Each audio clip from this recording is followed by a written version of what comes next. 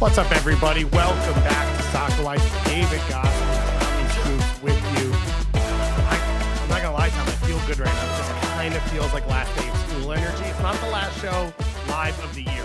First of all, we're working on a couple interviews that we're going to run during the break. We're going to talk to some MLS executives, some head coaches, just some of the interesting people around the league. And we still have a couple more live shows. But you know that energy? Like, you feel it? It just feels a little bit lighter. Everything feels a little bit like less important right now. It's always important when I get to see your smiling face on the other side of this computer. So that makes me happy. But do you just feel this way because you're not crushing, PowerPoint decks in meetings, Mr. CFO? This is how I live. Potentially, although now I got to cram all the meetings in for the next week before everyone disappears and goes away. It is raining in Miami. It's like 72 and raining right now, Tom. So I'd like for you to give a moment of pause for me and the suffering that I'm going through. Moment of sadness. Yeah. So I appreciate you being there for me. If you missed it in Discord or on Blue Sky, we are doing a mailbag episode today. A lot of you have sent us some great stuff over the course of the year. We haven't done it as often as we'd like, so I promise in Andrew Wiebe fashion to make it a more regular thing going forward, which is like a 30% chance that actually ends up happening.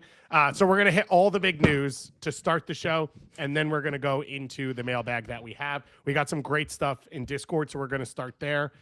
Anyone watching live on YouTube, feel free to throw stuff in the chat as well. If you do not subscribe via Patreon, you can do so. It gets you access to the Discord. I would say, especially over the holidays, it's one of the best places to just hang out and talk soccer. I was, It really is. I was engaging on the League MX final last night as Toluca and Tigres went into a 97-round penalty kick shootout, and Toluca was able to make it back-to-back championships.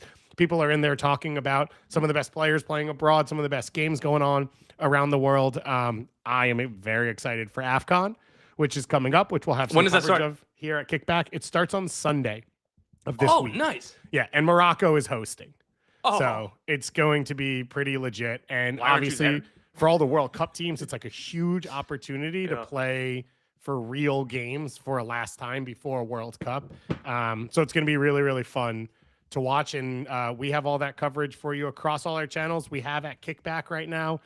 We started a podcast series called Kickback 26, where we're doing like 15 minutes or so about every country at the World Cup. It's one of the things I'm most excited that I've ever worked on. Our producer, Mara, does an incredible job. She takes voiceovers. She takes interviews that we've done with players, executives, coaches, scouts, fans, journalists, and weaves the whole thing together with original music, local music, broadcast calls. Just go listen to the France episode, Ivory Coast, Curacao.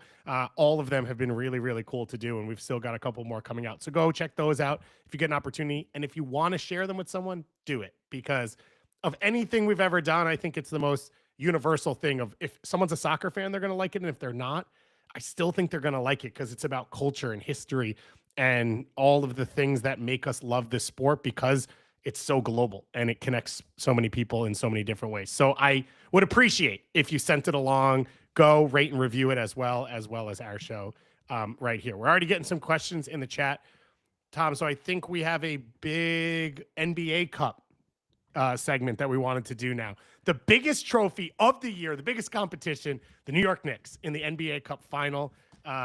Is that what you wanted to do on the show? Get ready to learn Bing Bong, buddy. I'm a day one supporter of the NBA Cup, obviously, because the Knicks are in the final now. It's the biggest thing that I could ever imagine. All right. We have a question in the chat about Colorado's plans for their second round pick in the Super Draft, which means Matt Dool is a true fan, either of us or of the Colorado Rapids. Either way. I'll take either one, yeah. That is the most perfect question you could possibly ask. I assume there are a decent chunk of Knicks fans who are also New York Red Bulls fans. So it's an interesting day for them as they get ready for that NBA Cup final. I know, right there for you. Tom, I wanted to make sure we hit all the big news stories from the last show that I missed. So all I got to do is go to your page on The Athletic. I don't got to look at the website. I don't got to go to any social media. Although if you want to, in the Patreon, you get the ice cream shop in there as well. And you have been working. And let's start with the New York Red Bulls.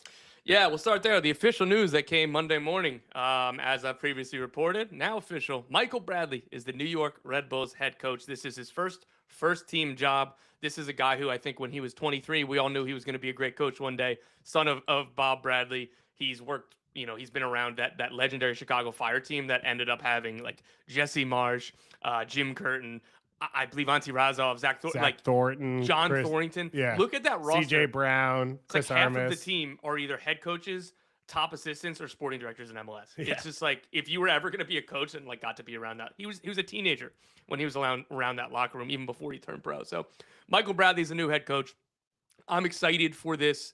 I understand why fans are maybe a little bit cautious at first because he's only been a head coach for 6 months, a little bit less than that, when he took over the Red Bulls second team job. But obviously the plan was one day for him to be the head coach, and you can't hire another head coach and not him right now, because if you don't think he's ready now, or you think he's going to be ready in 9 months, who's going to take this job that's knowing that Michael's behind them? Or if you give somebody else the job, then Michael Bradley's going to get a head coach offer somewhere else. So they had to go with Michael Bradley this winter. I think it's good. He is a former player. 2004, 2005 Metro Star. I think he was 16 years old. I don't remember. I think he came in with Ricardo Clark, actually. They were in the same quote-unquote draft because, you had to do a draft and whatever. 2004 MLS Super Draft. By the way, this is where I want to be right now. Yeah. Freddie Adu, number 1 pick. Chad Marshall, number 2 pick for Columbus. Whoa. Joseph Nguyen, the legend, Houston Dynamo legend, number 3. Clarence Goodson was in this draft. Clint Dempsey was the 8th pick. We have an interview with Clint Dempsey coming up on this show, not this episode, but here at Sackaway. Steve Cronin, the number 10 pick. Ned Grabavoy in this draft. Chris Wingert. I'm just having a good time at this point. Dudes naming dudes. It's just dudes naming dude, and this is the epitome of the list. I mean, I'm talking about a 10-year-old super draft. But you have an opportunity I think Michael has always considered himself from New Jersey. Bob obviously considers himself from New Jersey as well. Princeton, New Jersey, where he coached Jesse Marsh. Both of them often talk fondly of Manny Shellshite, who's the longtime Seton Hall coach who helped build up the game in the region as well. And I think that's where you end up with the opportunity to coach Red Bulls too. And it kind of seemed straightforward from the moment he got that job. Yeah, he's 38 years old. He's not even the 3rd youngest coach in MLS now with all the people who have gotten appointed. So it's not like that's the issue. Yeah, it's a good point, man. And he's got over 300 career MLS appearances. And that's on top of, that's just MLS, by the way. Yes. That's on top of, I also played for Aston Villa and Heerenveen and AS Roma and Kievo and Borussia Mönchengladbach. And then, of course, 151 caps for the U.S. men's national team. He's up there. He's a top 5 player of all time in U.S. soccer history. You mentioned it. He was a coach on the field. I wouldn't think his game is purely Red Bull, but that seems to go to what Julian de Guzman wants to do at the club. Correct. And Jurgen Klopp is the head of sport for Red Bull Global. That's been a little bit of a shift under him as well, that they want to play more soccer. They don't want to dial up the Red Bull car crash to 12. They want to dial it back just a little bit. I think Sandro Suarez tried this unsuccessfully over the last 12 months, but Julian de Guzman has spoken very openly about, hey, we want to use the ball. We want to play football. When he was speaking to me, it was wingers and number 8s, all action number 8. Those were 2 roles. They used box-to-box players, but they definitely didn't use wingers last year. And that was one thing that he noted from Michael Bradley's time with the second team, of the way that they played, the youth development first and foremost at that level, but the way that they played and how he sees the game is similar to how Michael Bradley sees the game. So I'm going to expect more for the Red Bulls on the ball with Michael Bradley. Excited to see how it goes. And it's a very, very busy offseason for this team. As I previously reported, this team's open for business. Already on last week, I reported that Peter Stroud to Minnesota, that deal's done. Carlos Coronel, month ago, out of contract, not returning. Sean Nealis, Daniel Edelman, very much on the trading block from what I'm told. Again, particularly Edelman, I'm expecting him to move on this winter. I don't know who else. It shows that they wanted to create as much space as they could. They're trading Lewis Morgan to San Diego for essentially a draft pick. They're getting allocation money, around $400,000 GAM this year from San Diego, and then sending a similar number back to them next year. It's pretty much just a little GAM loan to get up. And by the way, the Red Bulls are covering a not insignificant part of Lewis Morgan's contract while he's with San Diego. They're doing all of this to try to create as much space as they can for further moves from Michael Bradley and Julian de Guzman's first winter as head of sport. And the one thing that I would say all of those players' worst attributes is line breaking and passing, and best attributes are the key Red Bull tenets that it seems like they're trying to move away. None of the players you named are bad players. The Lewis Morgan thing, I wouldn't be shocked if as a club you're like, it's just too inconsistent. We don't want to take the risk anymore. We don't want to have anything reliant on this. It's odd to me if you're covering enough of the money that it's like you're not really getting out of it. Yeah. And if you look at his stats, every other year he plays. So last year he didn't play. I don't know why you wouldn't take the risk to just see if he plays for your team if you're on the hook for some of it. It is a no-brainer for San Diego. Like whatever they're paying is worth it for the potential of a Lewis Morgan who's a double-digit goal scorer when he's healthy in Major League Soccer, which we could do that a little more in a little bit. But all of that says the same thing. Sean Nealis, not an elite passer. Carlos Coronel, that's not his biggest skill set. Stroud and Edelman are more east to west than they really are clean and efficient north to south. They're north to south when it's let's go and counter press and then win it again and try and do it again and ground coverage type stuff. And I think you could put Lewis Morgan into that a little bit as well, where he is at his best at high speed going north to south. So if they want to change this at all, this is their opportunity. I think Choupo-Moting can obviously fit into it. Yes. Emil Forsberg can probably play in any system in Major League Soccer and still be super successful. And there are some other elements there, but like this requires a lot of rebuild. None of those players are bad players we're talking about. So they need to find the right fit quickly if they want to make it look worthwhile for them to move on from these guys. Exactly. And we've already talked about Kate Cowell. That deal's happening, that a loan with a purchase option from Chivas. I like that. I don't know that necessarily fits perfectly in like wanting to use the ball more, but I think that's a good MLS level player, and his physicals are going to be very useful no matter what system you play. You still need pace, you still need verticality, even if you're trying to play tiki-taka, and which again, they're not, but it will be a lesser version of car crash soccer. I'm waiting for this to get published on The Athletic, but because we're talking about the Red Bulls right now, a new one, sources, Justin Shea is going to be a New York Red Bull. That deal is happening. And he can play right back. He can play right-sided center back in a back three if that's where they go. But versatile options for Michael Bradley in defense. I want to go back to Lewis Morgan and focus on the San Diego side. I love this for them. Yeah. For them to be getting a discount, pretty much, again, signing him for essentially nothing, a draft pick, and a GAM loan essentially, but they'll get that money back, and not paying his full contract. It's a no-brainer. And they see him as somebody who could play as a 9 in their system, which is really like a 9.5 or however you might want to call it. He's not like going to be a back to goal guy. He's going to be the same way that either Corey Barrett or Mal Pellegrino played that role last year. So I think this is an excellent roll of the dice. And even calling it a roll of dice, I think, is disrespect for Lewis Morgan. He's a very good player in MLS. It's just the injury questions. That's the roll. I would do this. I would do it 10 out of 10 times if I'm saying yeah, 100%. If they're taking any of his contract, it's worth the risk. The roll of the dice is if you're going to get the good year or not. Like that's the whole. And for Red Bulls, they have been too reliant on him. Like the amount of times they said, "Well, we like our group with Lewis Morgan and Choupo-Moting and Emil Forsberg." It's like that can't be a given. But San Diego comes out of winning the West and going to a Western Conference Finals without having his attributes. Whatever he gives you is a bonus over that. He made 3 appearances in MLS last year. The year before, he played 2,400 minutes, 13 goals, 7 assists, and another 502 assists in the playoffs. The year before that, he played 297 minutes, and the year before that, he paid 2,600. So in theory, you're getting the good Lewis Morgan year. He's 29 years old. It's a guarantee what you get if he's on the field. He is one of the best finishers at high speed in MLS. He is an elite athlete in Major League Soccer. He was at Inter Miami, and he was for the Red Bulls. And yeah, the center forward position for him makes sense with that group because they like to play into the spaces. They need someone to stretch the field so that a Dryer can come underneath or that the central midfield can operate, or he goes out onto the wing. But he played as a center forward a lot with the Red Bulls as time went along. That's a good point. And it worked for him fine. And he was the one stretching the field past Dante Van Zier and the playoff run and all of that as well. So it makes a ton of sense. It's a great move for them. Justin Che's an interesting one.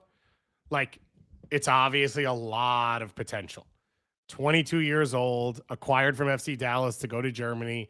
There have been hits and misses there, right? Everyone's thinking you've got Brian Reynolds, you've got Chris Richards, you've got Reggie Cannon. Like, it was a laundry list at the time of Dallas defenders who were going to go to Europe, and everyone thought Justin Che was the next one. I think he's more naturally a center back than a fullback, and I think that's part of what made it hard for him is he played most of his pro minutes at fullback, and it's not where he's at his best. but he could definitely play on the ball. Like if you want to go from Sean Nealis to Justin Che, you are going the polar opposites. Experience would run through a wall versus inexperience, but wants to play on the ball. Yeah. And if that's the jump they want to make, then that's a pretty good example of trying to do it. I think that's a good way to as a microcosm of the stylistic kind of shift, but I would just be cautious in penciling him in as like, he's the Sean Nealis replacement, because he played one game for Brøndby.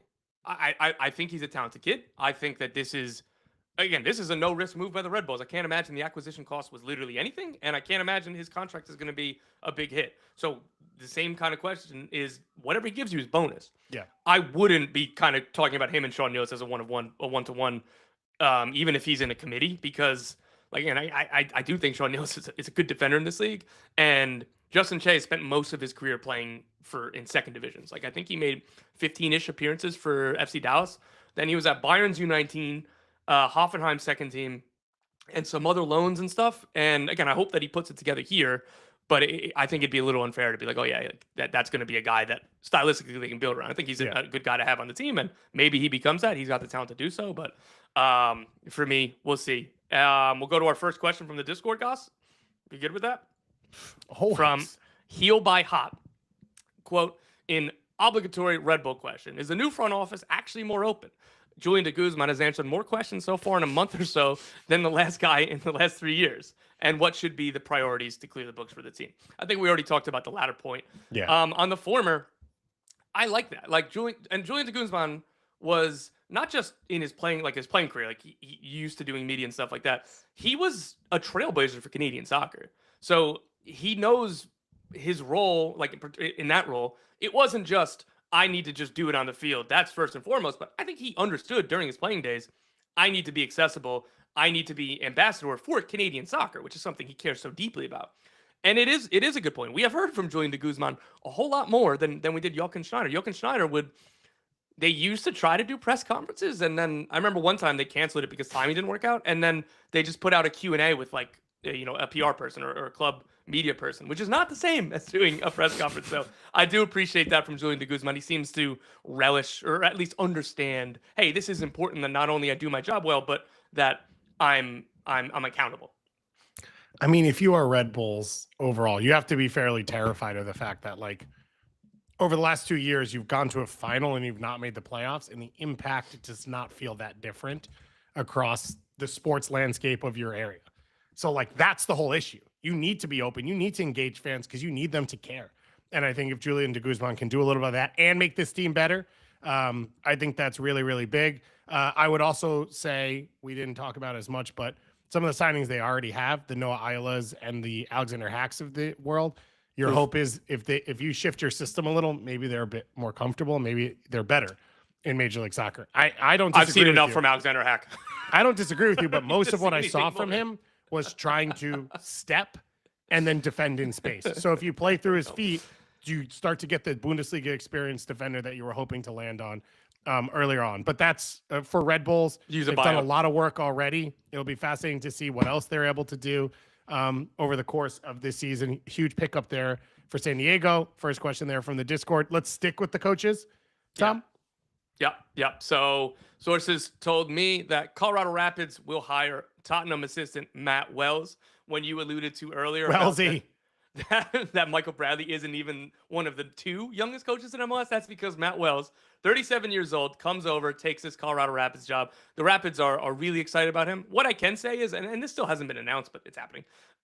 What I can say is the Noah Cobb trade, Matt Wells was part of that process. Like, they don't make decisions without speaking to the head coach, like whether it was previously under Chris Armas or whatever, or now, even before Matt Wells is officially announced, because they didn't want to trigger a purchase option and just assume that the coach likes him. And then, well, the coach doesn't really want him. So what was the point here? So I think that that's important to say, that he's been involved in the offseason planning, and we're going to hear more about Colorado very soon.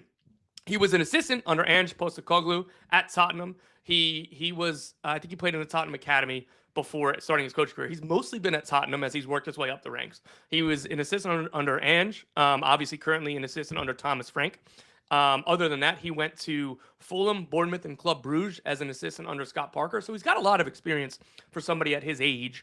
And while this is his first head coaching role, Minnesota, Eric Ramsey was his first coaching role, and that worked out very well. Like, I think that this is a guy that, with the experience he has, not to be worried that this is his first job. So I'm very, very excited to see the Colorado Rapids in 26. It's what they do with players. It's a belief that they can find, whether it's underrated or talent that hasn't had the opportunity, and they can give them the platform to do it. And you're getting talent that's maybe outside the quality of what the Colorado Rapids can go get. It's literally exactly what they do with players. They go and get young players.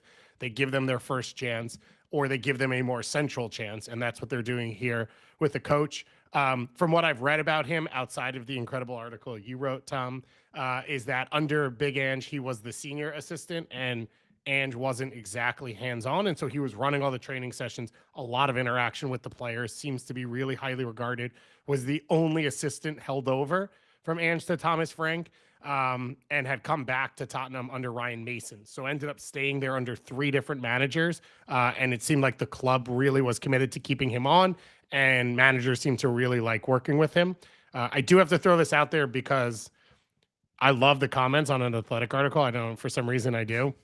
And on yours, all anyone wanted everyone to know was that he is also the grandson of Tottenham and Welsh legend Cliff Jones. Yes. And I'm fine with saying that because I wanted to read you this, which is Cliff Jones, played for Wales from 1954 to 1969, Tottenham legend. Nice. So this is his footballing family. His father's name was Ivor, Ivor. His uncles Shonai, Emlyn, and Bryn all played professionally, as did his uncle Bert and his brother Bryn and his cousin Ken. First of all, what's the deal with Ken and Cliff? It feels like everyone else is getting a crazy Welsh name, and the two of them got screwed on that one. And I just really wanted to get to read that family out because I thought those were legendary. That made me happy. They're spelt even better than the way they're pronounced, which was all a guess on all of that. But for Colorado, not a huge shock here, right? Like if you put in the heavyweights of, okay, here's the top people in MLS, Colorado's not going to come out on top of that list of the one you're going to choose. So I don't know if Mark DeSantos was really high up or Marko Mitrovic or whatever it is. They're not going to win the battle of, okay, where the number 1 spot to fall. So they have to be creative and go outside and try and find someone. And if they feel like they went and found the right guy who fits the style they want to play, then I think it makes a ton of sense. And it feels like they're already making very Colorado Rapids-like moves to continue to build things under him.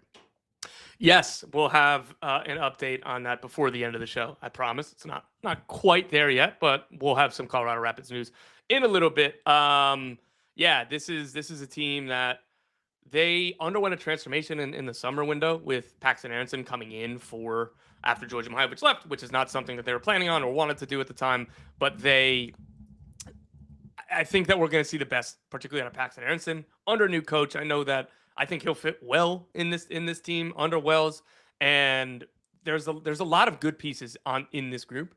One of which is Hafa Navahu, who I don't know if he's going to be here in 26. Like they rejected offers in the summer, and the idea was to revisit it this winter. There's a lot of Brazilian teams that like him, and they understood when they signed him that, hey, if this goes well, like we think and hope it will, this isn't going to be a guy who's here for a decade. That's just the nature of this game, of the transfer market. So it's not like that's a shock either. But I'm leaving him out because I don't know if he's going to be here.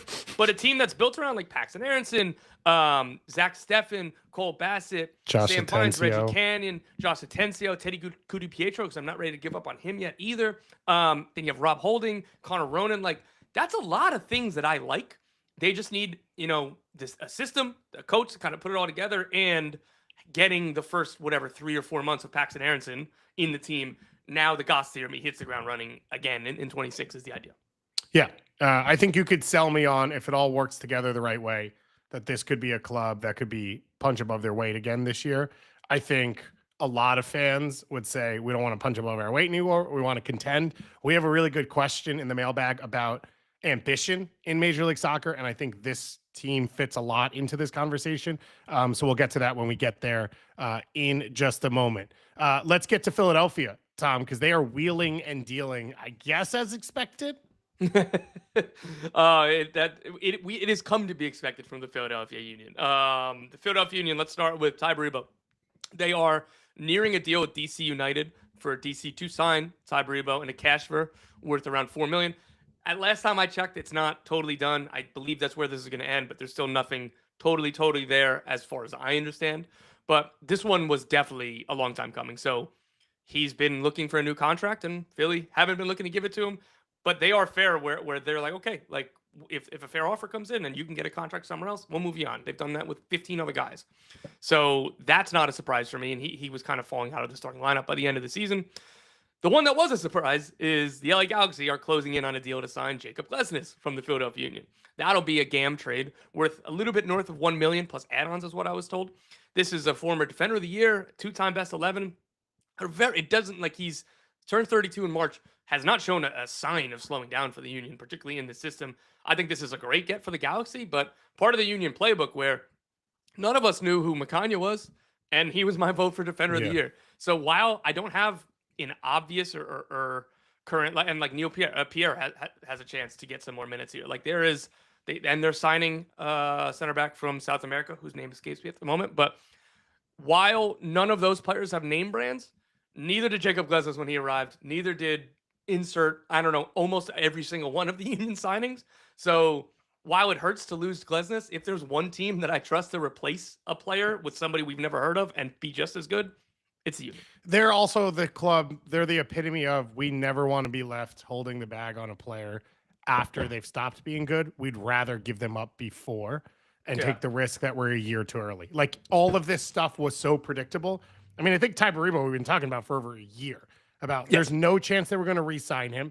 There was no chance they were going to give him the big contract. So he was going to have to go somewhere else. The assumption was it would be in Major League Soccer because it's hard to find reliable goal scoring and it's unknown. And so like, if you're DC United, you're paying because you think you know what you're going to get versus the unknown of going outside the league. And you might end up with Luis Muriel. You might end up with Andres Dreyer. Like you have no idea inside of that, no matter how much money you spent. Look at Latte Loth. So that part I think was always coming. And Glesnes, it feels like had just been a timeline. Unless you're Andre Blake, you are going to be pushed out of the Philadelphia team at some point. If you, if you live long enough to become the enemy, then you become it, or whatever the phrase is there. Like that's not. I think you got that word for word, actually. Yeah. I appreciate that. Thank you. I am shocked it's the Galaxy, though. Not because they'd bring in a veteran center back, but because they'd go and get one from Philly. And it might just be Jakob Glesnes is the best center back on the market, and we're just going to go do it. But nothing about what makes him successful in Philadelphia really translates to what the LA Galaxy are built on. And that's a little bit of a risk in my mind. Sure, but I don't think that he's got two left feet when he's trying to build out of possession. Yes, he'll have to rewire his brain to like, hey, Ricky Pooch is going to come stand next to me rolling the ball. I think he'll figure that out. So again, first and foremost, I'm concerned on the defensive end for this team because this Galaxy team has struggled so much, and the Zonka move didn't work out. Mayashida a year on, they don't want it. Like Glesnes and Amir Garces as a center back pairing is going to be one of the better ones in MLS if we get 2024 Garces, which obviously isn't a guarantee, but they went from this is a huge worry to all right, like they just got an 1A anchor, and Amir Garces by the playoffs in 24 when they won MLS Cup, he was like flirting with 1A. He hadn't done it long enough to actually be there, but that's the kind of guy he was looking like. So getting Glesnes, I think you do it and you figure it out later. I had no idea how they got this with allocation money because they were coming up against it last year. So well done by Will Kuntz in that front office to reset the books because last year, this time, as you remember, it was a catastrophe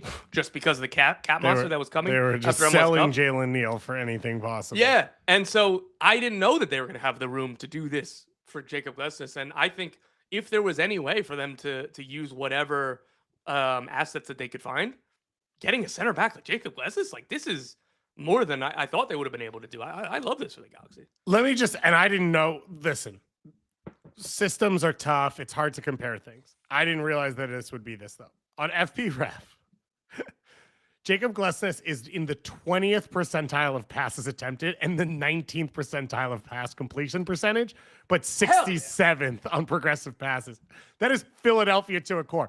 In a comp, Miles Robinson, who you would argue is a bit of a pressing center back in whatever, is 87th percentile in passes attempted, 72nd in completion percentage. It's not an LA Galaxy. I agree with you. Maybe it works best because he doesn't need to be. There's so many possession players. Although I wouldn't say Garces is that as well. So there needs to be pressure on the center back. And maybe Glesnes is that guy once he gets out of the system. But that's where the surprise came for me, not the resume. Right. Defensive player of the year, 2-time best 11, top 3 in defensive player of the year, 31 years old. Like, Galaxy are in a win now mode. He is a win now player. He is a successful center back in Major League Soccer. Yep. It is a little bit of an odd connection. On Ty Baribo, before we move on, I don't know what DC United is. So I understand here of like, okay, we're losing Benteke. What can we get? $4 million doesn't get you very much internationally. So if you believe he's going to score 12 to 16 goals next year, it's worth the money and it gives you a sort of center point to build off of. But outside of the Philly system, like what is Ty Baribo elite at? And so what are you building off of short of we know we're going to get 25 to 30 starts out of him. We know that he can finish if we put him in the right spot. Like that just feels, even with the quote unquote knowns, it still feels pretty unknown to me. Yeah, so I go back and forth here in that I would love Ty Baribo as a max TAM. That's not a realistic thing. Like he was always going to be a DP given this next move. And he's earned it with his goals. Cold roster building side, love him as max TAM. Don't know how much I love him as a DP. That being said, very high floor because he's proven with his underlyings, with everything he's done in MLS, he's going to score goals if you give him chances. You know, he's not going to hit the highs as like Benteke, I don't think. He's not going to be like, you're not going to get a drier season out of him. But so that's good in one end. The other end is this is a move you make when you're closer. And so I'm not criticizing them for signing a good player because they need a lot of good players. They need a lot of different things. And if you can get Ty Baribo, that's fine, right? Like I'm good with it. This just reminds me of Ugo Kuiper signing with Chicago Fire 2 years ago. Mm-hmm. It was like, we were all like, hey, like that's a lot of money, but he seems like he's going to be a good signing, good goal scorer. They don't have anybody who's creating for him. And I don't think Kuipers was bad in his first season, but when Greg Berhalter came in this year and changed the model, brought in some more creative players, Zinchenko, all of a sudden Kuipers is the same exact player he was year over year, except he's just getting more chances and is better. Right. So on one hand, I do understand that like what's the point? Like you're just putting lipstick on a pig kind of thing, but I'm never gonna stop teams or criticize teams for signing good players. And at some point, you're going to need this number 9. And if you really like Ty Baribo and you think that this is a long-term thing, again, he's not an old guy. I like that. But his impact on the 2026 DC United and changing their fortunes is minimal. It all depends on who else that they sign. But again, this is not a bad thing. Yeah, I think the Kuipers comp is a good one. And it means if you get anything else, he'll finish, right? If you go out and you get the right 10, you get the right wingers, you build the right system, whatever it is, he will finish his chances. We have some questions in the chat, including a lot about a tweet you literally just put out, a skeet. Let's go Blue Sky. Everyone be on there. Before we get into that, though, I just want to shout out to Cole Manny, 72, who says, who do you have winning tonight's NCAA men's soccer final? The College Cup is on. NC State against Washington. I am a Richie Emmon fan, so I'm going UW. Shout out Huskies. Also, as a Northeastern person, I always root for Huskies. So that's the big pick. Tom, do you want to go NC State and we'll battle on this, and we'll come back next show and we'll say who's the winner and who's the loser? Sure. My only connection. So believe Tab Ramos was NC State, so I'll take He was? Craig Weibel, Seattle Sounders sporting director, is in the Washington Hall of Fame, and he's at College Cup. Like, not as like the Sounders sporting director. As a fan. For the combine. He would be. No, more than a fan. It's like, hey, like, you know how the Knicks put, like, in the playoffs? Charles Oakley. Yeah. Well, not Charles Oakley. Sorry. Yeah, not yet. Stephon Marbury. But so I think that's so if you're a Seattle Sounders fan, I'm sure you were already rooting for Washington because of the area. But do you know my Craig Weibel story about UW? No. I went to my friend's wedding on Bainbridge Island, and I took the ferry across. And when I got off, there was a giant dude in a UW sweatshirt, and I was like, I bet Craig Weibel would love that. And I look up, and it's Craig Weibel wearing the UW sweatshirt. And he's like, what are you doing here? And I was like, yeah, that's a good point. I don't really live around here. So, yeah, if you ever find him, I think they always draft a UW player, which has worked out pretty well for them. Christian Roldan's pretty good at soccer, so that's kind of worked out well for them. Not bad. I wanted to take that one out of the chat, but of course, we love all the questions. We had some SKC questions. Is Sporting KC getting close to announcing who will be the new manager anytime soon? Out of the candidates, who is the best fit? So the only candidate I know for sure is Rafa Vicky, and I think he would be a good fit. I think he would be a good addition. I know that they have 3 finalists, and they've been coming in and out of market I don't know the exact timeline, but they are at the final stage. I don't know if they've exactly picked somebody or not, but if it is Vicky, I like that fit with this team. I think that he deserves another chance in MLS, and I would like to see him outside of a Chicago organization that at the time had a really bad front office leading the way. So David Lee, we've said it enough on the show. I think he's good at his job. I'm giving this team the benefit of the doubt in their head coaching search in their first signings, but it's going to take some time. There's a lot for them to build with this team, and I'm assuming that this has got to be close-ish, but because we're already less than a month away from preseason, so I'm sure that they're close, but I do know that they're at the finalist stage. Yeah, I think I wouldn't be worried because David Lee has been in the league, is coming from inside the league, and like what I think LAFC has built, like the point is David Lee will set the tone and the style. And so they are doing the work they're going to be doing behind the scenes, whether they have the coach in place or not. It's not like they have to wait to make sure that it fits whatever they want. Like David Lee is going to set that from the top down. I love this, which is we've got Instagram reporting in the chat. Matt Dool says Henry Kessler posted himself at Frisco City Hall. Not joking yesterday. FC Dallas signing coming up. That's amazing. There's been a lot of Instagram reporting. I don't seen you guys have seen the thing making. If you're an LAFC fan, you've seen this. That Christian Espinoza's neighbors for somebody's wife's neighbor to Espinoza's is stoking the fire for Espinoza and LAFC, which I'm getting a lot of texts from our guy Travis at Happyfoot Sadfoot saying you're a hack. Why can't you do reporting like this? By the way, if this move happens and you report it and you don't credit Christian Espinoza's wife's friend's friend, then you're dead to me. So I'm looking forward to that as well. I think there's a chance you could get one of the Happyfoot Sadfoot peace prizes because they seem to be handing out a lot of them over the last few days. Every time I'm on Instagram, it's just Happyfoot Sadfoot peace prize. They've given out like 500 of them, which I appreciate and I love. It's one of the best shows out there. Henry Kessler's from New York, went to UVA, played for New England and St. Louis. I don't see any reason he'd be in Dallas otherwise, although apparently he was at the Cowboys game. I wouldn't be shocked if Henry Kessler was friends with Brandon Aubrey because they're like the same human being, but I have no proof beyond that they actually know each other in any single way. I had Walker tabbed as a Dallas signing. Obviously, he is going to Toronto. I don't love Henry Kessler on the contract he was on for St. Louis. I would say he'd still be an upgrade right now at center back for what Dallas started last year. And so the bar is pretty low there. And my assumption is coming off the deal he came off of in St. Louis that you can get him on a more manageable deal right now for a team. And that's not a bad signing for that team. I agree. Andre Zanota, in one of his, I think, end of season press conferences, I believe he said, "Hey, we're not signing another center back this winter." So it would be rare for somebody like that to go out of their way to say something so definitive and then sign somebody. And again, maybe they sign an end of the roster guy, but I think his point was, "Hey, we're not going to spend big assets on a center back." Okay. You are tweeting a lot right now. Do you want to talk about any of it? Yes. Sorry, which one do you want to go with first?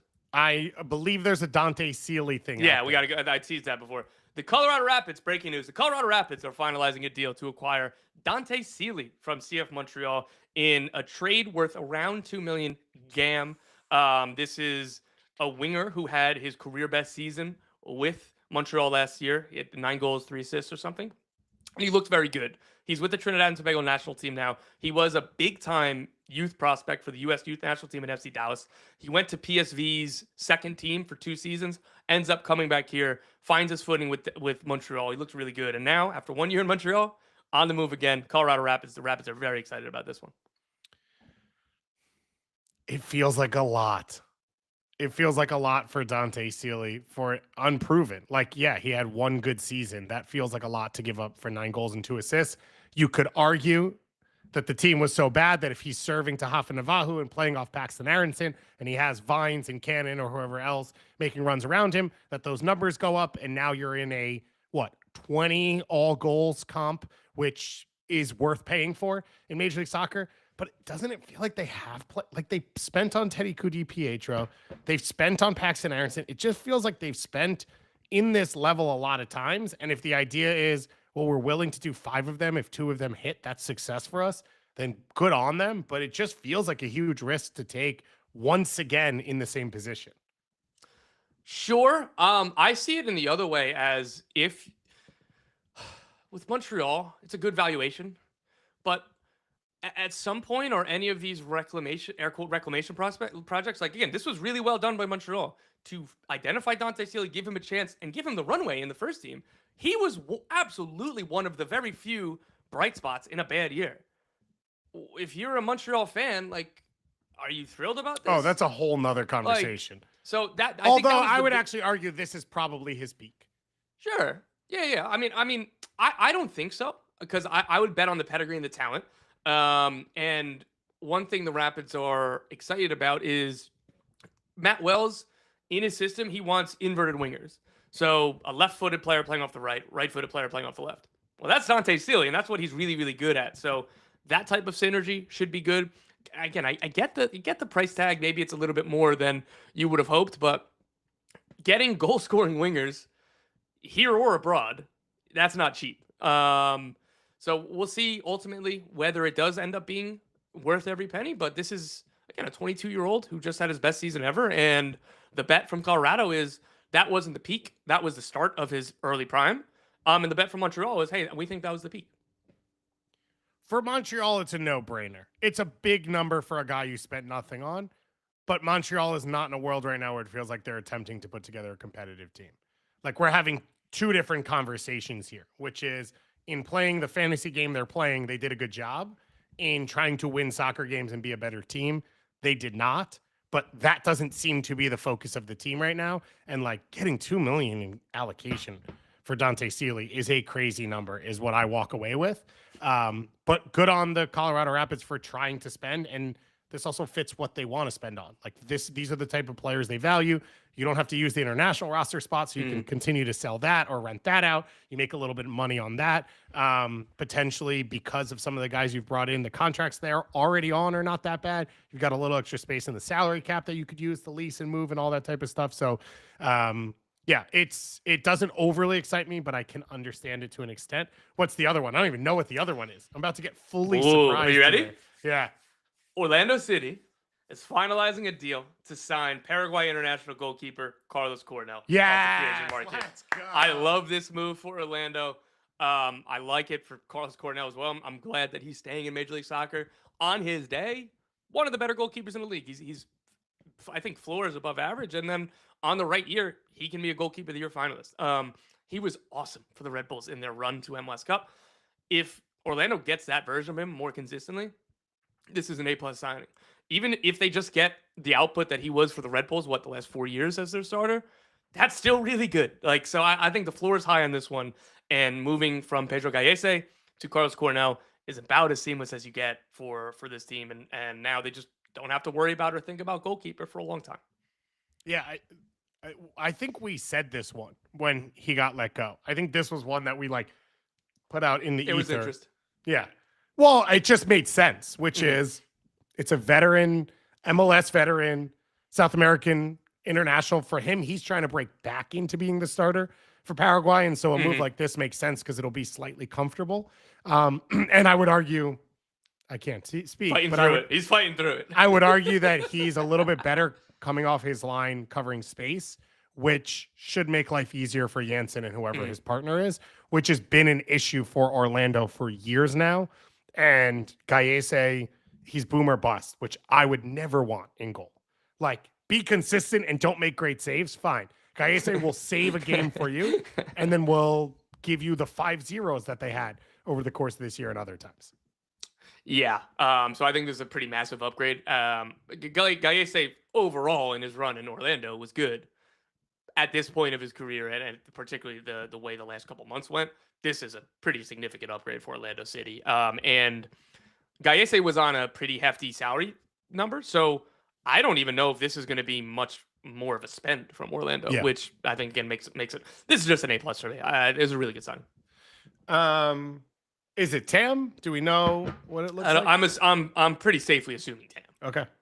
But I don't know for sure. Everyone's obsessed with your ability right now to skeet and be on the show. The problem is doing 3 social medias while answering questions. They could just copy and pasting things from Blue Sky. If anyone has a hack for Tom to help him out. Okay, we had Russ Bucket in the Discord originally who said Sorry. We were going to do Philly Union replacement, but I think we moved on from that one. We did. Let's do Walker Zimmerman. I did hit on it a little bit. Yeah. Yeah, let's do Walker Zimmerman, though, because we haven't talked about Walker at all.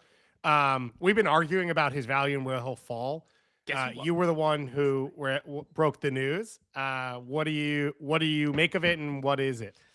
Yeah, Walker Zimmerman finalizing a deal to sign with Toronto FC. I like this a lot for all parties.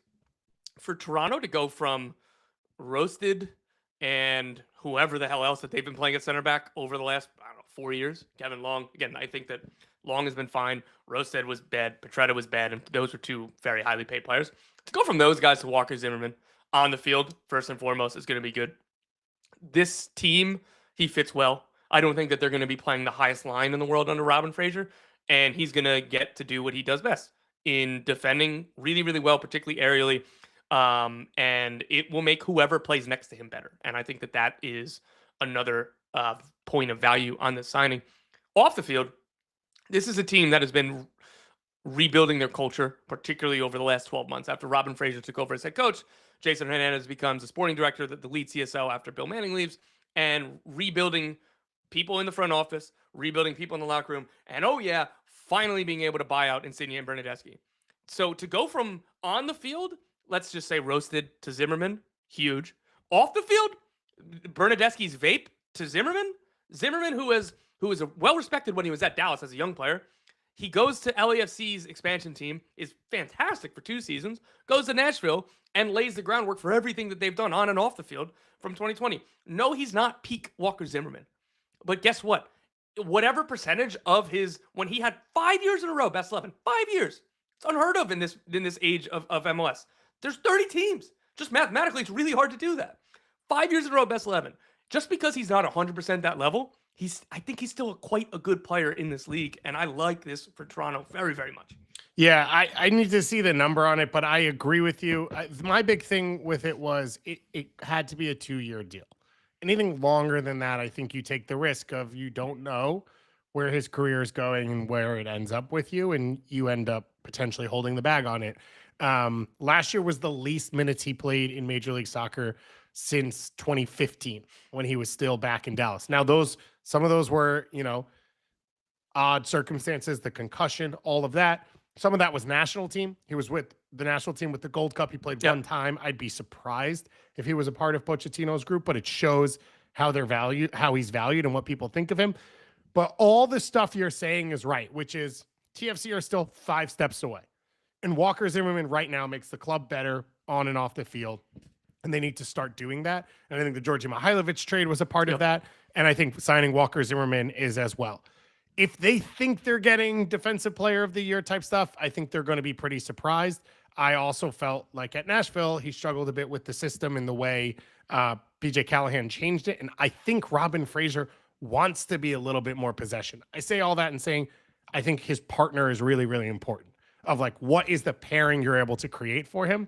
But the floor has come up for this team. He's a better signing for them. He makes the team better. All the things you're saying are true. The debate we were having was, is he a DP? Does he end up on a DP deal? Does he end up on a high TAM deal? And I didn't know how much solid ground he had to negotiate off of, because I didn't know if anyone was really going to give him that deal. This one makes sense. I thought it would be a team closer to win now, but it still makes sense for Toronto. Yeah, and even in a bigger picture, like I just said, the center back changes. But then in midfield, you have Cifuentes and Georgie. Again, whether Georgie is an inverted left winger or a 10 remains to be seen based on what else they do. Looking to use a DP spot, probably a number 9. But the idea of changing over your spine for, let's say, a new DP9 to Georgie and Cifuentes and now Zimmerman, that is a year-over-year glow up. And there's no reason, like, this team wants to be a playoff team. They did the hard part of waiting out a lot of bad stuff to get off the books rather than digging a little deeper with short-term solutions and pulling assets forward. They sat through that difficult period, and they should be expecting to push for the playoffs this year. And when you have Walker Zimmerman, Cifuentes, Georgi Mihailovic, that's a good starting point. Richie Larea, obviously very good. And some other good pieces here. They have much more to do. Corbino is here on a permanent deal now after the loan was made permanent. They still have more work to do, but I think this is all a really good start. If Lazar Stefanovic plays alongside Walker Zimmerman, I'm fully sold. That's the only way I'm fully sold if it gets him on the field. Real quick, before we get into our next Discord question, Brandon Bai, I think he reported signing with the Portland Timbers. Correct. I love Brandon Bai. I love his game. Everything the Timbers have done at fullback for the last 5 years, like we want to be the most attacking, and then they can never defend. Brandon Bai at least will play two ways a little bit. I assume right now it's kind of like a prove it deal for him because he's struggled to get on the field and struggled to stay healthy. This is a smart under the radar move for a Portland Timbers squad. Yeah, I like it too. This is just a good MLS player, and if you're able to do it, you do the signing. So for me, pretty simple, pretty straightforward. Portland are going to be busy in the near future, so stay tuned on that. Brandon Bai is the first. He will not be the last signing. Moving over to Inter Miami, we got this from Ran So Fast in the Discord. Quote, how is Miami's roster positioned to handle the MLS Cup winning bonuses that seemed to hit the Galaxy pretty hard last year? It's a good question. I believe that they'll have they need to figure out, let's say, if Bengar Kramaski's purchase option gets picked up this month. This is just pure speculation. But the way to get Gam into the team is through sales. So whether it's that or whether it's an intra-MLS trade, that I think is going to be important. But this team had some Gam left over from last year. I don't have the numbers in front of me, but they weren't at zero like the Galaxy were coming into this year. They aren't in a bad spot in terms of that. Every year for this team, they need to regenerate the GAM piles to get all of the international spots for the players that aren't domestic that they will have in this team. But they still have a DP spot open. Even Rodrigo De Paul is the second behind Messi. They still have a DP spot open. Ian Frey signed a new contract, which I think is important. Sergio Reguilon, that deal went official today. And I've reported, as CL Merlo first reported, that Facundo Moura is a free agent right back that's signing with the team as Weigand leaves. What's going to be really difficult is keeping hold of Tadeo Allende. Even, River played her in for him as well, but he was on loan, and this was already a TAM player on loan. And he's done nothing but increase his value, particularly around here, scoring more goals than anybody ever has in a single postseason. So how do you keep him without it being using a DP spot? And that's going to be a difficult one for them. But I think other than that, they're pretty well set up here. Yeah, I mean, Weingart coming off is a large portion of money. There's a couple other players that they could let go or move on. The other thing is with the bonuses you get, a Jordi Alba and Sergio Busquets leaving means those bonuses are not going to hit next year for you because their contracts are no longer on the books. And I don't know how many other players, because there are so many loans and redone deals, I don't know how many players have the natural, here's all your add-ons if we win, and then they all hit at the same time. Hence the LA Galaxy starting to try and shed roster. It feels like this team's built a little bit different. Ian Frey did just get a new contract, so that would sort of be your version of taking care of him and giving him the opportunity. As you said it, I sort of started to scroll of like, okay, if I'm an MLS team, where am I trying to go pick players off here where they need, they need to get rid of something. They need to bring in allocation money. I'd probably look at a Tyler Hall or a David Ruiz. Those would probably be my two calls. Ruiz is a good one, yeah. Yeah, where it's like, okay, I'll give you a little bit of allocation money for you to help you now. The problem with those is those are the players who help Miami stay cap compliant because they're homegrowns and they're domestics and they're on the books. So I don't know that there's a lot of wiggle room for this Miami team, but they have a lot of space to be able to redo some stuff, and they seem to be on the road to doing it. All right. Steph Fry re-signed as well, so congratulations to him. One of the best characters in Major League Soccer. Let's dig into one of our big ones from the Discord, and people keep putting stuff in the chat if you want to as well. We have Zizou as God, who left this first before anyone else. So we wanted to make sure that we hit this one. He says, first time, long time. Salute to a WFAN legend. Now that we're officially in the offseason, I have a question which has been kicking around in my brain. I've seen players on MLS rosters who are still relatively young in age that are not yet good enough to be regular for their senior team, but likely too good to get anything out of playing in Next Pro. While that gap can be solved by loaning them out to a USL club, many MLS clubs generally seem reluctant to do that. My question is that would MLS clubs be better off letting their teenagers go off to play a year or two in college and then sign as a homegrown rather than get caught in this cycle? Granted, the equation is different for really talented youngsters. They have options abroad, but it seems like it would make perfect sense for an MLS club to be able to loan their players to a university to gain valuable experience, especially in this NIL world. This seems like a marriage that makes sense, but I wanted to hear your collective thoughts on this.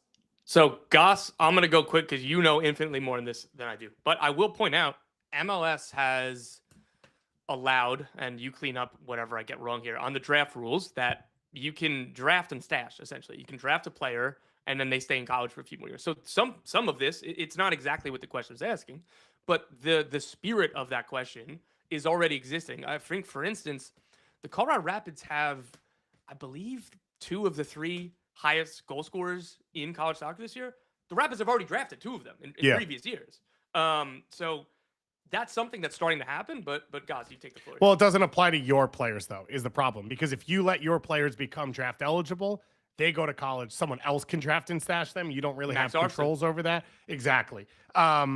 It's a great question. It is something that even before the loosening of NIL and all of this, I talked to. Jesse Marsh said to me, like, back then, 10 years ago, when the Red Bulls started to try and push players in, he was like, especially the way college soccer was set, go live away for 4 months, have an experience, become an adult, like socialize, and play some physical soccer twice a week for every once in a while. There is a huge belief, I think, for some MLS clubs that college coaches maybe don't play the styles they want and don't set up the games they want, and players actually de-learn what they are set up for and how they want to be. For the most part, I agree with everything this says, and I do think we had Sasha Sarovsky and Brian Weiss on this show a few months ago, and in them talking about trying to reset the college system and how it works, this was a huge part of it. Allowing players to sign homegrown deals and then go to college. I would love to see it be a bit more established loan where it's like, okay, you sign a 3-year deal and then that allows you to be in college during that deal, where we're going to keep you on our books and cover whatever money you do. It is I think, critically important thing for a lot of these young players. And the loan setup is tough because a team that you are loaned to, it's what we're seeing. I'm just going to be frank about Gio Reyna. It's like, as a club, I have nothing bought in with you. You're not going to be on my team if you do well. I have no background with you thinking that I need to help develop you. I have no relationship with you. And so you kind of throw these kids in at the deep end, and a USL championship team, their goal is to win the game on Saturday. It is not to develop this young player. If the player helps them do it, great. But that's not exactly a perfect system. It will help players get better. But I do think that college soccer is a secret cheat code that U.S. soccer and Canadian soccer can use if they're smart about it. And that's why I love this question. And I think you've seen proof of it. Like, I think you've seen proof of the clubs who do it well are able to get players back out of college who are really, really good, especially if they have relationships with the right clubs. You had one in here from the YouTube chat. I do. From Andrew Hilliard. What club do y'all think will climb the standings the most next year based on business so far? I feel like cheating by saying this, but it's the LA Galaxy. Even before Glesnes, I would have said the Galaxy, and they hadn't made any moves yet. But just bringing back Ricky Pooch, for a team that stabilized themselves, like over the last couple months of the season, they were good. Not great, but they definitely weren't bad by that point of the season. So I think that's an easy one. And then one that actually has things to do with signings that have been made, Toronto. Like, I just think that Toronto are going to be just a serious, at least a more serious, more adult team than just like what they've been in the past. And they're going to be competitive. And they had been at times in the last 2 years, but I think this will actually be like a real year for Toronto. So low-hanging fruit one for me is Dallas, because if Dallas played the way they played without Lucho the whole year, they would jump. That's my version of that one for the Galaxy. The two I'll say real jumps, I will say the New England Revolution and Houston. Like, whether you think Houston's business is going to be great or not, and we have a lot of people asking about Houston, so if you have anything you want to update there, let's do that after. But no matter what, it's more talent and they're better. Like, if it's not elite DP talent and they miss on some of these signings, they're still better off than the threadbare roster that they were playing for the first 4 months of last season, including not really knowing who their starting keeper was, not having true starting center backs, and having 3 attacking options across 4 spots every single game in and game out. So in my mind, Houston's in a better spot, even if they don't nail everything. Yeah, I think that's a good chat. And so they've got Guilherme coming in, the DP winger that I've reported. They're working on 2 more TAM signings at the very least. So right there are going to be like 3 real additions. And what we've talked about Houston previously, the thing that hurt them the most was Mikael leaving, and not just him leaving, but that deal came together like days before the season started. And he was a best 11 defender. Exactly, right? Like either one would have been really difficult, losing a starting center back days before the season started, or losing a guy that dollar for dollar you're not going to be able to replace because of how great he was for how low his salary cap hit was, which is all the reason why like it was just an unfortunate situation. You have to take that deal for the player. The player wanted all of that. So this year, they're going to go into preseason with the guys that they signed obviously last year. They're going into preseason with hopefully in their minds 3 key level signings at least. Let's go to Homer here, who asked us a lot of questions. The one we decided to land on was, why does MLS not address the elephant in the room where the regular season does not matter for the most part? I get the sentiment, and you're probably generally correct, but maybe this is my own coping mechanism. You muted yourself in the middle of that, which is a coping mechanism. The coping mechanism for how many hours that we put watching these games and talking about these games. The regular season needs to matter more, and I think it will when the calendar change, when it goes to divisions and all that stuff, or the single table, sorry. I do think it still matters a lot because of seeding, because of home field advantage in the playoffs, which is something that I hope we never lose. I never want there to be a neutral venue for a final. I love that Miami got to earn hosting this game this year. I love that the Galaxy got to host the game last year. That is the biggest argument for the regular season mattering. And at the end of the year, we're always like early in the season, you can always make up ground, right? Like we know this, but also by the end of the season, the Whitecaps in San Diego are level on points. And you think of like, that's an extra draw instead of losing over a 34 game season. So while I understand, particularly for fans, I do understand it. Like there's not a ton of urgency if how long it is and how many teams make the playoffs, but the seeding is what I'm hanging my hat on.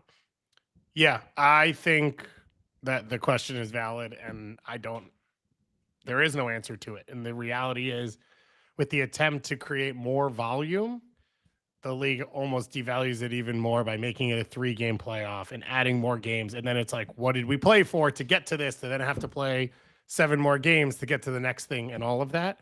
And I think it is a huge issue, and I think it's a huge question mark to have. The other part that makes it hard is you have so many games that lead to what, plus everything else in between. Leagues Cup, CONCACAF competition, Open Cup, whatever it is, where it's like teams go and come and they're in and out and in and out, and it feels like the games in the middle don't have the highest level of value. There's not that build, and that's fair, of like the whole week for the game, injury reports and tactical breakdowns as if it matters at a really high level. And then you get into the game and it's like, oh yeah, we actually threw out 2 players that you've never heard of before because we're focused on Wednesday, but then on Wednesday, we're actually focused on Saturday. I think that's a huge issue as part of this as well. So I think they're valid questions, but I don't have a good answer of how to fix it. Right. This one from Austin Gordon I really liked, which was, how do you define ambition in the modern MLS landscape? Does it require, quote, ambition to win trophies? Yes. Those are 2 different questions that are really interesting.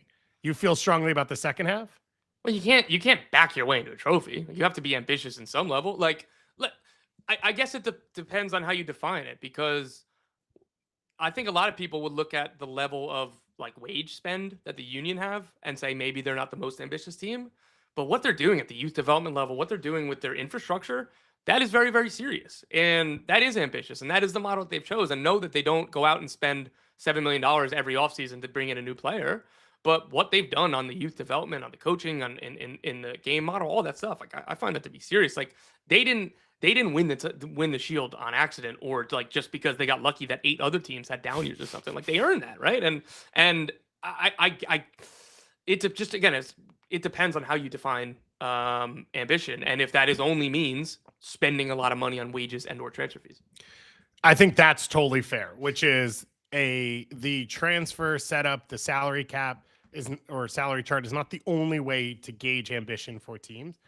But one of the things that I am starting to come to with MLS teams is, if you are pushing for a trophy, do you go for the 5% to get you over the top, or do you continue business as usual? And is your business as usual, we can get a good deal for this guy, and when we do that, we're going to try and risk again 5 $2 million players versus a $7 million replacement for the $10 million player we sell? Or let's go to the Montreal side, right? Dante Sealy gets sold for $2 million. They're not going to invest that $2 million in the next player who can pick up where he left off and elevate. They're going to go and try and find 5 more players at $200K and see if one of them can be the next Dante Sealy. So that's what I'm looking at right now with ambition, which is, do you have a focus on trying to win things when you have the opportunity inside your big picture view, rather than just blinders on, which is, we're a selling club. This is our job. Once this happens, we move that player on. We do the whole thing again. I would argue Philly is in that second side. And while they've been really successful, that's the frustration with the fans. They had one player to bring off the bench in 2022 MLS Cup. Now you move 3 years on, and it feels like they are still one of the thinnest rosters in those big moments. They are better. Milan Olaski was an improvement. They've done a little bit more, but you're still within those margins where other teams, and maybe they are more fortunate, will say, all right, let's try and bring Christian Teo and Gareth Bale in because we think we need 2% more, and that's the 2% we're going to get. Yeah, I think it's a really interesting discussion, and again, it really does come back to where you define it. I like the way that you went, like, hey, like if you're closer, you're going to do that extra 5% or whatever, and maybe I'm a little bit too forgiving, but yeah, I like that as a definition, guys. John Connorson says, is there any smoke to the Salah MLS rumors? I gotta pick a bone with you and our own podcast. I feel like I got aggregated and taken out of context by my own goddamn show. I just want to put that out.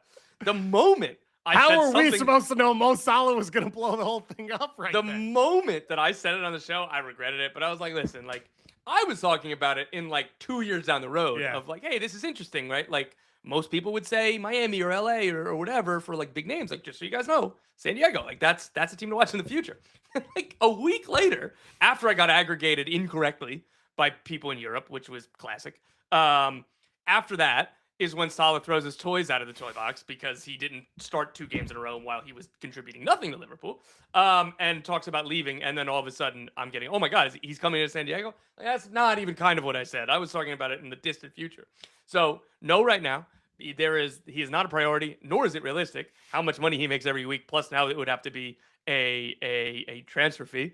If he leaves in January, I'm assuming it's going to be Saudi. If he leaves in the summer, I'd still assume it's going to be Saudi. But just was putting connections with San Diego ownership and Mo Salah, and really bad timing for me. It sounds like once Mo Salah said something, it's like he was walking alone, which feels weird because I thought this was bigger than a club, but feels like someone gets upset and then all of a sudden they're out on their own. McDan93 and 85 people in the chat want to know when Wilfried Nancy will be back in MLS. Slow start to time in Celtic. Tough. I would be shocked if Wilfried Nancy coached in Major League Soccer. Let's say it's right now, 2026, before the summer of 2028. I would be shocked if he coached in Major League Soccer within the next 2.5 years. So that's my answer for everyone. And I don't know if you've watched him coach in the past, but he's pretty good at what he does, even if it doesn't work out there. We have to get out of here. So 2 quick ones. Jacob says, gun to your head, do the Revs make the playoffs next year? Austin chimed in and said, are the musket men holding the gun to the head? I think they're only allowed to aim up, is based off what I saw when Diego Fagundes celebrated with them. Your answer? Gun to my head, I'm just saying no because I don't have enough playoff teams to take out, but I have not done this deep dive, and this will change 15 times in my head. What about you? I will say yes. I think there's enough talent there for that team. And let's close with Frank Dolan, one of our favorites, who says, what teams do you think have the top academy, that next pro structures in the league as of today, and any players transitioning to the first team to watch out for this next season? Yeah, anything comes to mind for you? Well, I would say you mentioned Audrey Mehmeti a few weeks ago. I don't think he'll play a ton of minutes, but I do think he will play in Major League Soccer. And I do too. I have said many times, he is the next Tyler Adams in that he is that high level at that age. And I wouldn't be shocked if he's on the field. The other one who's probably a step away is Jagupovic with Philadelphia, who is the best attacking talent I've seen, I think, since Gio Reyna. Kevin Sullivan would be the other one in there as well. But I think his game's a bit more straightforward. So those are like the 2 super obvious ones that pop out in terms of overall academies, teams. Does anyone pop out to you? Philly, obviously what they do with their next pro team. The Red Bulls, I think, have gotten back to doing the academy next pro at MLS. Quite good. So those are the 2 teams that come to mind. But even just trying to scroll, like Michael Spillane in the chat says Orlando. And I think Colin Gusky will be a good MLS player. I think they have found a spot where they're going to get some solid contributors. And the idea, I think that they do have 1 or 2 potentially elite high-level talents that could be in the group over the next 2 years after Alex Freeman.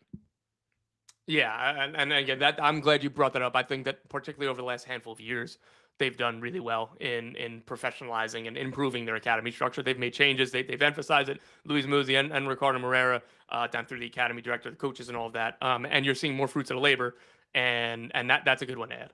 And I will throw in Snyder Brunel. I think he will play some minutes this year, and I think he has the potential to be special in Major League Soccer. All right. We're going to do 2 more live shows. So we've got one coming up on Thursday, and I think we've got another one coming up early next week before Christmas, when Tom has to take off and be jolly and merry and all those other things. So if you enjoyed this, if you liked being in the chat, asking us questions, you can join us once again. We'll be here on YouTube. If not, if you're listening to the podcast, thank you once again. Rate, review us. That's how people find us. And please go listen to Kickback 26 shows that we've put out there and share them around to people you think might like them. Thank you to all of you in the chat. Thank you to you, Tom, for being here and for breaking every single story that we had to cover on this show, as well as breaking them during the show. Now you all know. If you want to know when the news is coming, tune into our show. It's the moment we go live that Tom will have everything to report. So thank you to all of you for listening. We'll talk to you again very, very soon.